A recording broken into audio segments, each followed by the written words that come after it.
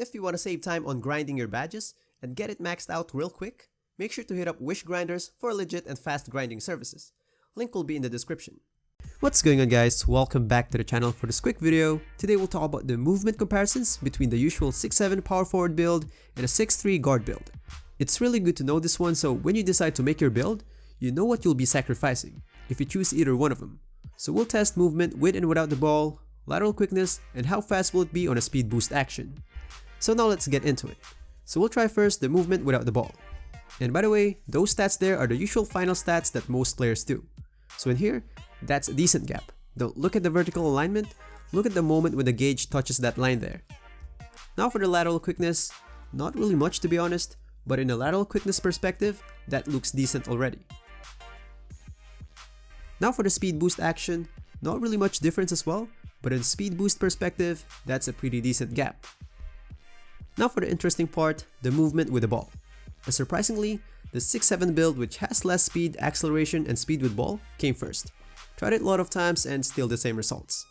I even moved the starting point from here to here because I was thinking that maybe there's an invisible wall here that taller players can push off to give them a boost. But still, I got the same results. I covered this issue in my last video, but long story short, in terms of movement with the ball, which is covered by acceleration and speed with ball, with the same stats and badges, taller players will move faster naturally. Here's the comparison between a 5'4 and a 7'3 with same ratings and badge setup. That's a massive gap. It doesn't look right to me. Now you might say, oh, Toots, it's because longer players have longer legs. I know what you mean, but if they will put a stat called speed with ball, it should consider foot speed and leg length as well.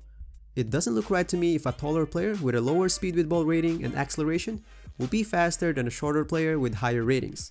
If that's the case, then what's the advantage of a smaller build? Nothing left. They should do something like increase the foot speed of shorter players to make up with the lost leg length, so it will be faster. One more issue is that why on movement without the ball, smaller guys has the edge. I've tested this one on my last video, and it was proven that on same speed ratings, the smaller guys are naturally faster. For those who don't know, speed only concerns movement without the ball. So clearly, there's an inconsistency here, because if they want to stick to that principle, then it should be the same way with movement without the ball. In fact, it should be the other way around, if they want to stick to that principle. Smaller players should have an edge with the ball, not without the ball.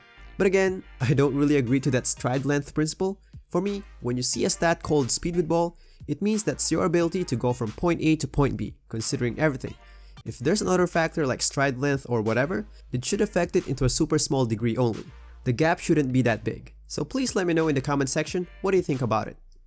So in summary, comparing the benefits of having lots of badges and all those stuff by sacrificing a bit of movement without the ball, lateral quickness and speed boost is totally okay for a 6'7 power forward build.